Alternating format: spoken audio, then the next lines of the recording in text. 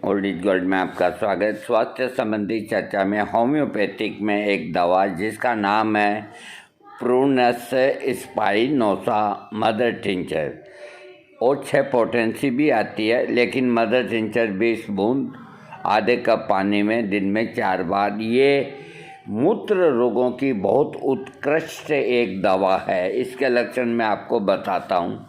ये एक तरह का फूल होता है, उसकी कली से इसका मदर टिंचर तैयार होता है, प्रूनस स्पाइनोसा। इसके लक्षण: दांतों में ऐसा महसूस होता मानो उन्हें चिमटे से कोई उखाड़ रहा है। गर्म वस्तु के सेवन से ही रोग बढ़ने पर अगर दांत में इस तरह की तकलीफ है तो इसका सेवन करना चाहिए। आँख को कुचल दिया हो ऐसा वेदना, दाहिने नेत्र की पुतली में उसे फाड़ने उखाड़ने जैसा तीव्र दर्द, बिजली के करंट लगने के समान दर्द जो मस्तिष्क के भीतर होकर माथे के पिछले भाग में चला जाता है। इस तरह के अगर आँख के लक्षण हैं तो इसका मदर टिंचर प्रयोग करें। अब मूत्र तंत्र की, पेशाब संबंधी, मूत्र नली के मार्ग में सिकुड़कर छोटा हो जाने की, जो पेशाब अपन करते हैं उसका जो रास्ता है वो सिकुड़ के छोटा हो जाता है। बहुत लोगों को ये बीमारी होती है और उनको डॉक्टर हमेशा के लिए कैथेटर पे डाल देते हैं। अरे याद रखिए, होम्योपैथी का लाभ उठाओ भाई। ऐसे रोगियों को ये दवाई दो तो उनका मार्ग चौड़ा हो जाएगा, कैथेटर लगाने की ज़रूरत नहीं रहेगी। अब मैं इतना समझाता हूँ, अब मैं क्या करूँ बताओ। इसको दोबारा बोलता हूँ मैं एक बार, क्योंकि जो खास चीज़ होती है उसको 2 बार समझाना मेरा काम। मूत्र नली के मार्ग के सिकुड़कर छोटा हो जाने की, डॉक्टर यही कहेंगे कि इनकी पेशाब की नली है ना, वो रास्ता है ना जो सिकुड़ गया। मूत्र नली के मार्ग के सिकुड़कर छोटा हो जाने की यह उत्तम दवा है।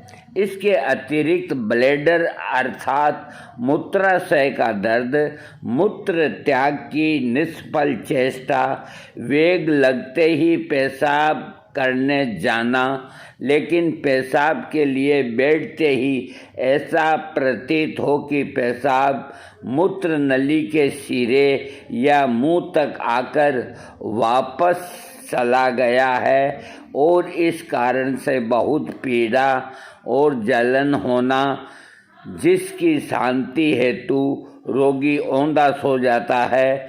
स्नायु शूल, पेशाब निकलने से पूर्व बहुत देर तक लिंग को दबाते रहना।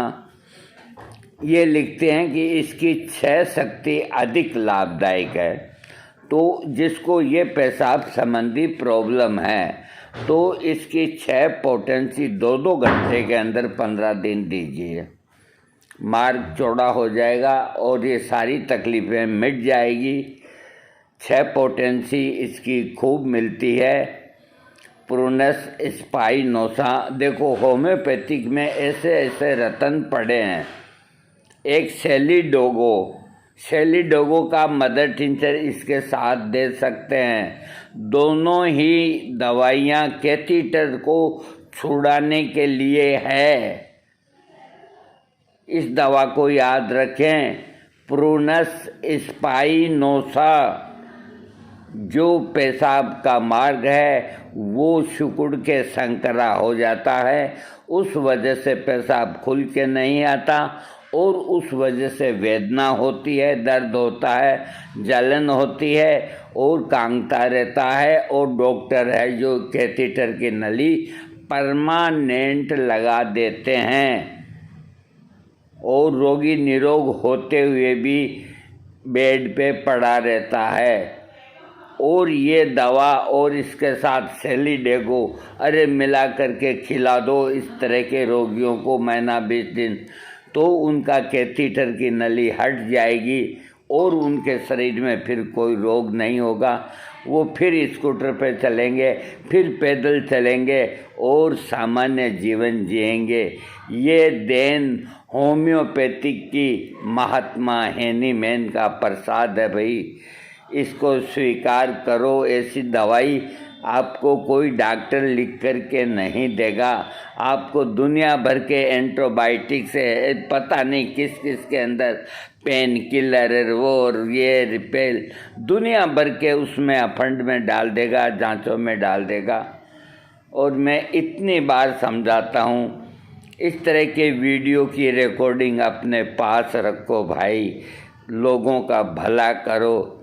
भला करने वाले भलाई किए जा, बुराई के बदले दुहाई दिए जा।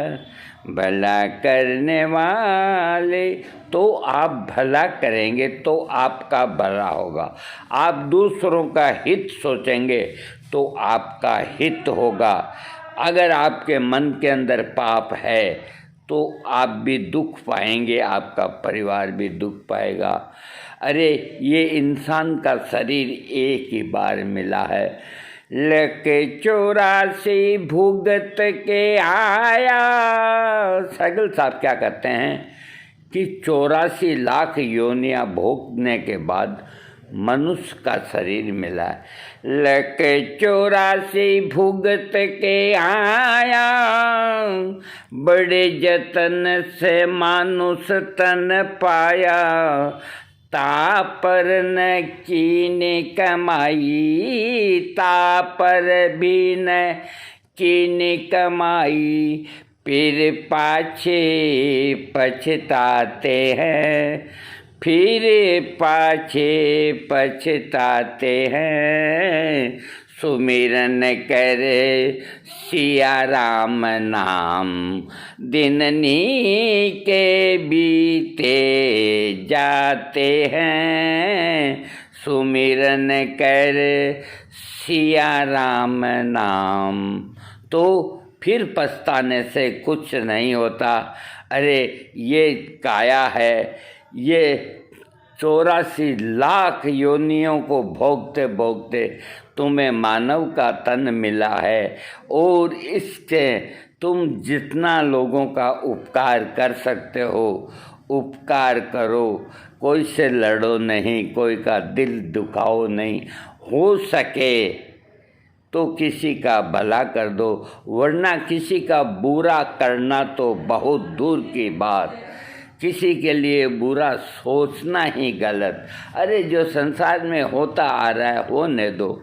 तुम कौन हो सोचने वाले? तुम्हारे कहने से वो नहीं मानते। तुमने एक बार समझा दिया, 10 बार समझा दिया, नहीं मानते नहीं मानते, क्योंकि उनका अहम, उनकी शक्ति, एक दूसरे के प्रति प्रतिस्पर्धा, एक दूसरे से ज़्यादा शक्तिशाली। इस संसार का हम राज करें, इस संसार को अपने कदमों में रखें। रावण की तरह अहंकारी, इस तरह की नेचर वाले व्यक्तियों का क्या हश्र होता है। ये वक्त क्या आप अपने कि पुराणों में, भागवत में, इनमें पढ़ लो, हमेशा उनका नाश होता है। और जो बेजान व्यक्तियों को त्रास देते हैं, जिन्होंने कोई अपराध नहीं किया, उनको जो जान से मारते हैं, अरे वो इतने बड़े अपराधी हैं कि यमराज के यहाँ उनकी कोई सजा ही नहीं लिखी गई। थैंक्स।